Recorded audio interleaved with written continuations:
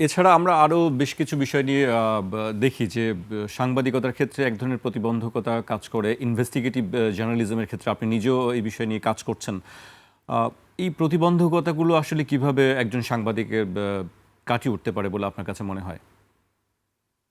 প্রতিবন্ধকতা যেই কাজটা, এই কাজের প্রতিবন্ধকতা আসবেই। এখন এটা ডিপেন্ড করে আপনার নিজের ইন্টিগ্রিটির উপরে।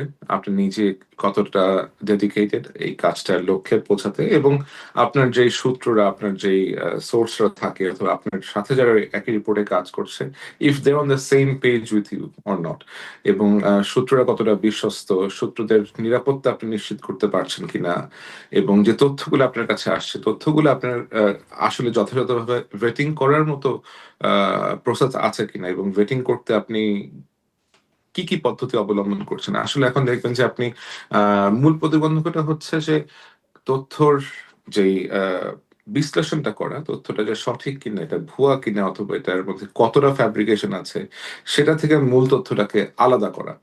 এটা একটা বড় চ্যালেঞ্জ। এই মূল তথ্যটা, যেমন আমার ক্ষেত্রে আমি অনেক দূরে থাকি। আমি বাংলাদেশে থাকি না, অনেক দূরে থাকি। আমাকে অনেকগুলা সূত্রের উপর ডিপেন্ড করতে হয়। অনেক ব্যাপারেই সূত্রের উপর ডিপেন্ড করতে হয়।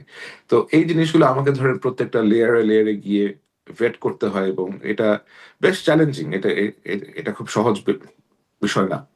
at least from a far distance, but যারা দেশের ভেতরে থাকেন তাদের ক্ষেত্রে হয়তো হ্যাঁ, তারা নিজেরা গিয়ে অন সাইটে গিয়ে ভেরিফাই করে আসতে পারছেন, সেটা একটা অ্যাডভান্টেজ তাদের জন্য। তাদের ক্ষেত্রেও ওই এক্সপোজারের একটা ব্যাপার থাকে। যখন আপনি কোনো বড় প্রতিষ্ঠান অথবা কোনো বড় শিল্প গোষ্ঠীকে নিয়ে কাজ করছেন, অথবা কোনো নিরাপত্তা সংস্থাকে নিয়ে কাজ করছেন, যারা এই ধরনের তথ্য বাইরে চলে যাক অথবা এই ধরনের একটা সংবাদ আসুক, তারা এটা চায় না, তখন তো আপনাকে অনেক সতর্কতা অবলম্বন করে আসলে কাজ করতে হয়। আপনি আপনার নিজের কাজের ক্ষেত্রে এই ধরনের কোনো প্রতিবন্ধকতার শিকার হয়েছেন? বা অনেক সময় দেখা যায় যে আমরা বা অনেকে বলা হয় যে উদ্দেশ্য প্রণোদিতভাবে একজন সাংবাদিক কাজ করে বা হলুদ সাংবাদিকতা, সেই অভিযোগগুলো নিশ্চয়ই আপনি শুনেছেন। এই ধরনের অভিযোগ আসলে অহরহই আসে। কারণ একজন সাংবাদিকের পক্ষে কখনোই সকলকে খুশি করা সম্ভব না, এবং এটা আমাদের কাজও না। স্পেশালি আমি এই ধরনের কাজ কখনোই করি না যে আ আমার আমার কাজ না আপনাকে হ্যাপি করা।